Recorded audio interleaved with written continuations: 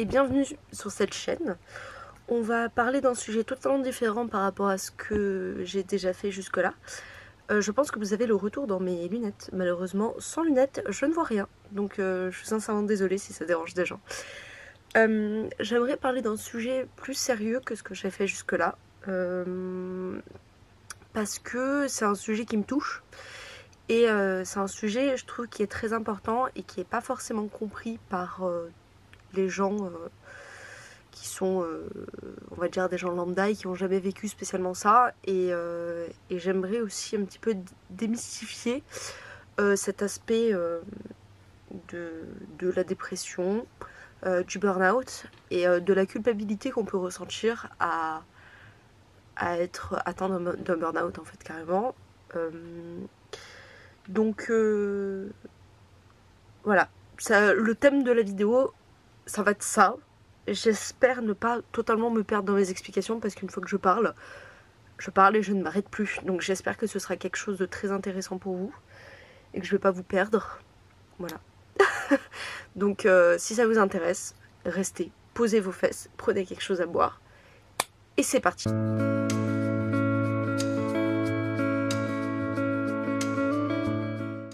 Alors, on va commencer par qu'est-ce que c'est un burn-out, qu'est-ce que c'est qu'un trouble anxio-dépressif. Je vais essayer de rester dans des sujets que je connais et que j'ai moi-même expérimenté, parce que je ne vais pas oser parler de choses que je ne connais pas et que je n'ai pas ressenti parce que je ne suis pas médecin, loin de là, je n'ai pas les certifications pour être un médecin. Qu'est-ce que c'est qu'un burn-out ? Pour commencer, un burn-out, c'est un état psychologique et souvent physique, quand on laisse trop traîner les choses, qui nous empêche d'aller travailler, hein, de se sentir bien au travail, de garder la motivation au travail, qui nous empêche d'avancer, de faire face à nos collègues de boulot, d'être dans un état d'esprit serein, tout simplement, pour aller au travail.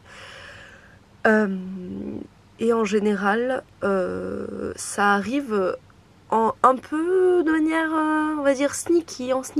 Ça arrive, surtout, on ne le sent pas venir, en fait. C'est ça le truc. C'est ça qui est un peu traître avec le burn-out. C'est-à-dire que ça arrive petit à petit par des signes qu'on va ignorer jusqu'à ce que on disjoncte directement. Et qu'on soit dans l'incapacité de retourner travailler du jour au lendemain. Pour ma part, j'ai 28 ans, je vais faire 28 ans cette année. Et malheureusement pour moi, j'ai expérimenté 3 burn-out dans ma jeune petite vie. Et celui que j'ai expérimenté dernièrement et qui fait que je suis en arrêt de travail actuellement a été le plus violent pour moi. Puisque je me suis levée un matin. Je me suis levée avec la peur au ventre d'aller travailler. J'ai eu à peine le temps de préparer mon petit déjeuner, de me faire un sandwich, de me faire chauffer l'eau pour monter. Et en fait, mon corps m'a dit stop. Et en fait, ça a été assez brutal pour moi. Parce que ça ne m'était jamais arrivé à ce moment-là. Et j'avais l'habitude d'aller travailler avec la peur au ventre. Mais à ce point, vraiment, jamais. Et en fait, c'est extrêmement terrifiant parce que à partir du moment où votre corps dit stop, c'est pas que c'est irréversible, mais vous savez que vous êtes allé trop loin. Vous vous êtes trop surmené, en fait. Et c'est l'état le plus compliqué après à soigner, en fait. Dans mon cas, c'est un peu traître parce que j'ai pas mal d'amis autour de moi qui font des burn-out aussi et qui ont, on va dire, des raisons différentes de faire des burn-out. J'ai une amie par exemple qui fait un burn-out à cause de la surcharge de travail, mais qui n'a aucun problème avec ses collègues de travail, qui n'a aucun problème avec le travail qu'elle fait, qui n'a pas de problème avec ses supérieurs. Et qui est juste dû à un surplus de travail. Donc celui-là, c'est le plus traître parce qu'en fait, on cherche désespérément des explications à pourquoi est-ce que ça arrive. Et la réponse elle est floue et on n'arrive vraiment pas en fait à se donner une excuse, à se donner une explication. Et c'est vrai que c'est vraiment pas évident d'accepter le burn-out quand on est dans cet état-là. J'ai une autre amie qui fait un burn-out et qui fait un burn-out pas forcément à cause des patrons, pas forcément à cause des gens pour qui elle travaille, mais qui fait un burn-out parce qu'elle n'aime pas le métier, le travail qu'elle fait. Donc jusque-là c'était supportable, jusqu'au jour où ça ne l'est plus et qu'on ne peut plus. Voilà, concrètement. Donc là la raison du burn-out est un peu plus claire et plus facile à identifier, mais c'est encore une autre manière de faire un burn-out. Et dans mon cas, c'est le surplus de travail, le surplus d'implication dans le travail et à bien vouloir faire les choses, et du harcèlement moral. Vous savez, cette situation où en fait, quoi que vous puissiez faire, on vous reprochera toujours que vous êtes en train de mal faire quelque chose. Et ça, même si vous essayez au plus profond de votre être de bien faire les choses. Moi, j'étais dans ce contexte-là avec des gens qui étaient très manipulateurs parce que, étant une personne hypersensible, la manipulation ne fonctionne pas sur moi. Et je m'aperçois très vite quand les gens essayent de me manipuler. Donc pour moi, c'était très clair. Les signes de manipulation étaient là, étaient flagrants. Et quand j'ai essayé d'en parler à mes supérieurs, à mes patrons, on m'est retombé dessus. Et on m'a dit que mes paroles étaient fausses. Et que concrètement, j'en demandais trop aux gens. Voilà. Et que j'étais incapable de m'adapter aux gens qui étaient, avec qui je travaillais. Et que c'était à moi de faire des efforts. Donc ça a été très dur à encaisser pour moi. Ça a été, on va dire, un premier coup bas. Et j'ai essayé de tenir. Vraiment de tenir. Jusqu'au moment où vraiment mon corps m'a dit stop. Parce que bon, j'allais déjà voir une psychologue qui m'avait donné des fleurs de bac et qui avait essayé en discutant de débloquer la chose. Et au final, je me retrouve à aller voir un psychiatre qui me donne des médicaments maintenant. Et avec qui, concrètement, pour lui, je ne suis plus du tout en état d'aller travailler, quoi. Donc ça n'a vraiment plus rien à voir. J'ai dépassé un stade que je n'avais encore jamais dépassé jusque-là. Par rapport aux anciens burn-out que j'ai fait, et aux deux premiers, le premier est apparu quand j'étais en terminale. En fait, à savoir, mes deux premiers burn-out n'ont jamais été traités puisque j'avais un médecin de famille qui était beaucoup trop, on va dire, tendre avec moi en fait, et qui ne m'a jamais obligée à aller voir quelqu'un. Ce qui fait que les deux premiers burn-out par lesquels je suis passée, je me suis auto-documentée et je me suis débrouillée toute seule parce que je ne voulais pas aller voir un psy et je n'ai pris aucun cachet. Donc c'est aussi une des raisons pour lesquelles celui-ci, le dernier, pardon, était beaucoup plus compliqué à gérer que les autres, c'est-à-dire que surplus, à un moment donné, plus rien ne va. Et c'est pas entièrement de ma faute, j'en ai conscience. Le premier, j'avais 16 ans, j'ai subi du harcèlement scolaire de la 6e à la terminale. Et en fait, j'ai fini par disjoncter et faire un décrochage scolaire, je n'ai jamais eu mon bac. Je me suis dit que le monde du travail serait mieux pour moi et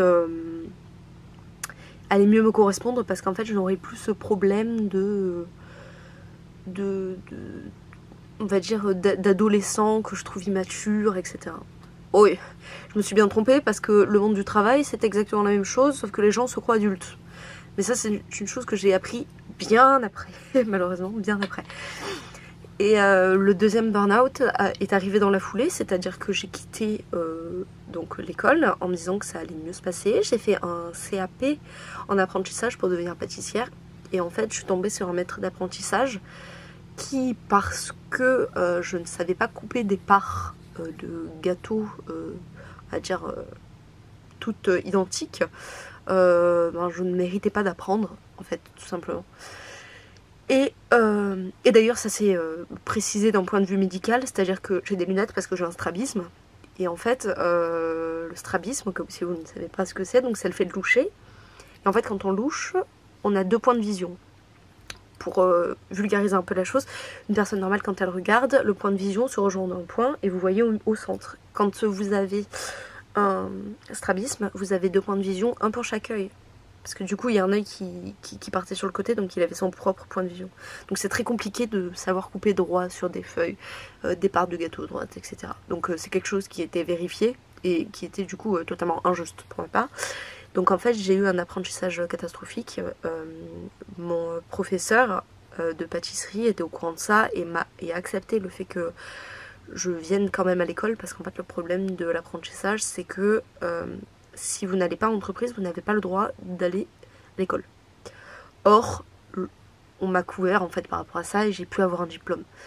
J'ai voulu enchaîner avec une seconde entreprise où j'ai aussi énormément subi de harcèlement moral. Parce que forcément j'avais des lacunes par rapport à mon ancien employeur. Et bon bref, donc ça a continué. Donc je me suis mangé un second burn-out un peu violent qui m'a mis au chômage pendant 2 ans. Et pareil, j'ai essayé de me soigner toute seule. Jusqu'à ce que je découvre la vente, que je tombe amoureuse du métier de la vente. Et que du coup pendant 5 ans je sois tranquille. Concrètement c'était un peu ça mon parcours. J'ai changé de plan parce que je suis en train de faire charger ma caméra en même temps que je tourne. Donc désolée pour ce changement de plan un peu à la va-vite. Et en plus j'ai le soleil derrière moi, du coup j'ai dû combler. Donc je suis vraiment désolée. J'aimerais un petit peu revenir sur ce qu'est un trouble anxio-dépressif parce que ça peut être très flou pour des gens.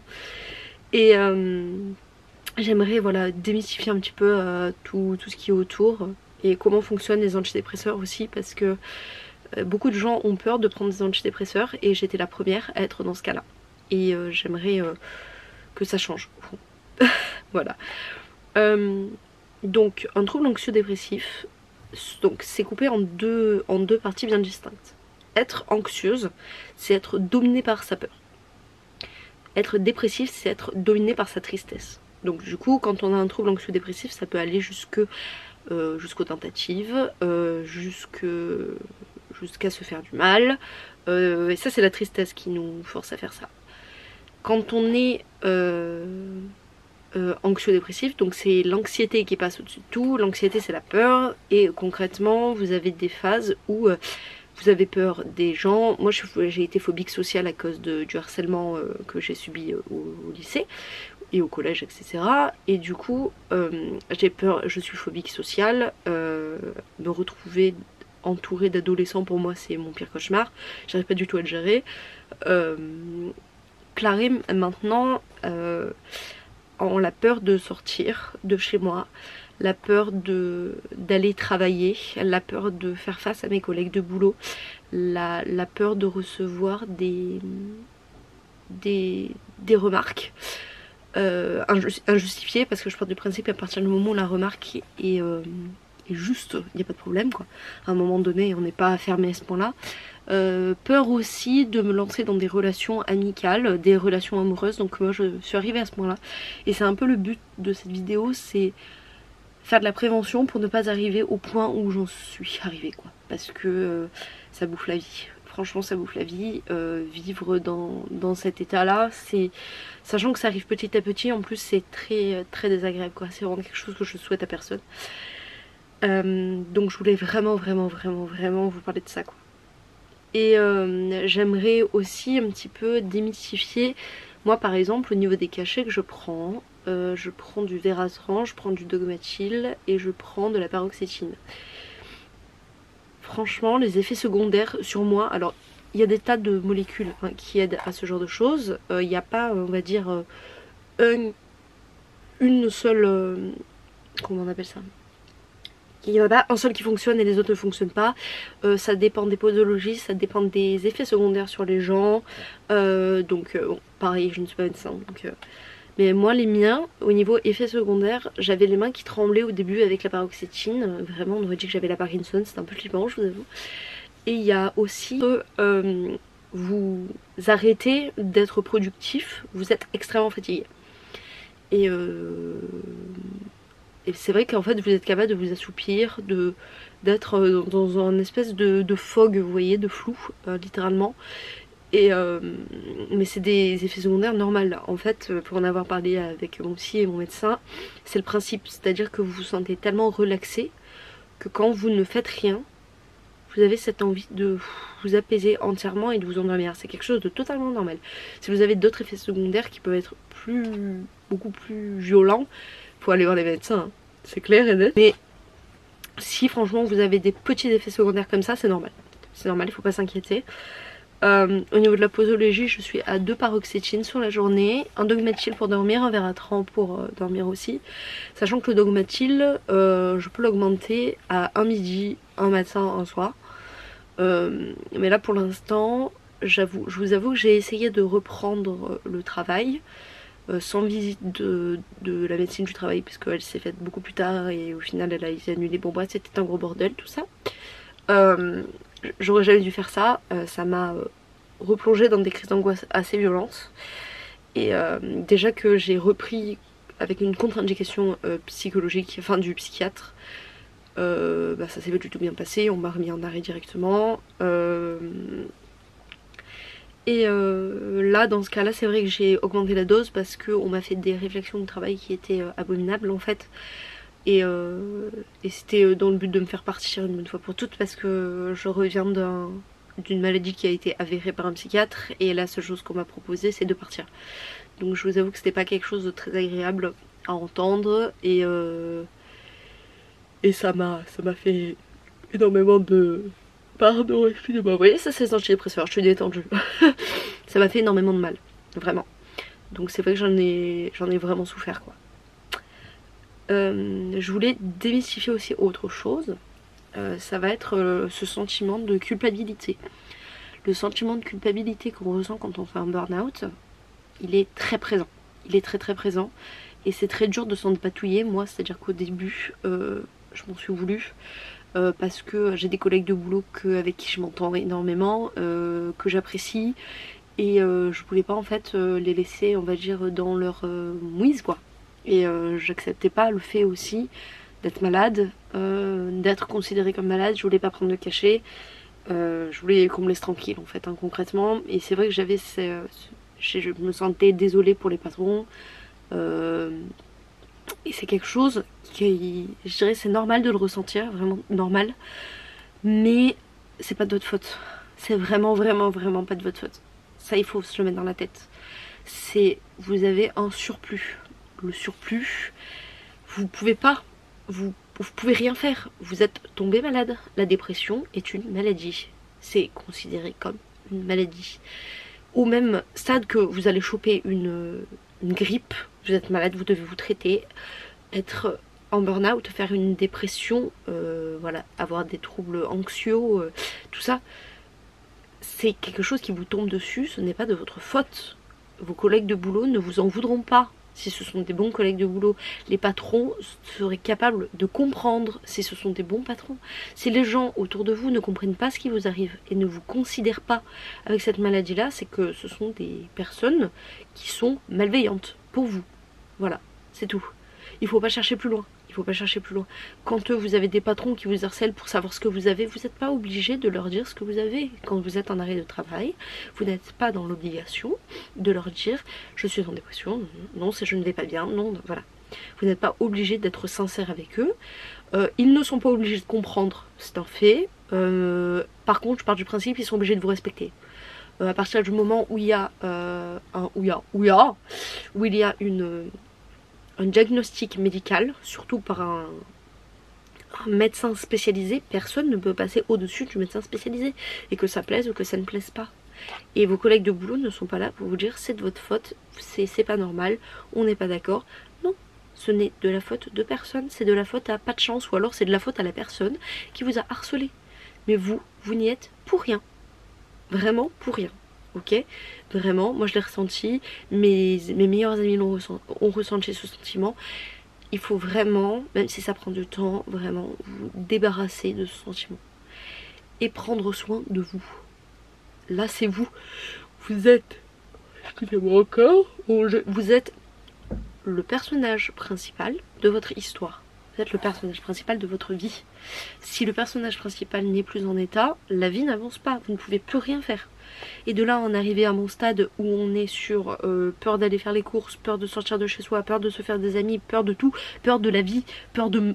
Enfin, s'il vous plaît, avant d'en arriver là, et je le dis en connaissance de cause, avant d'en arriver là,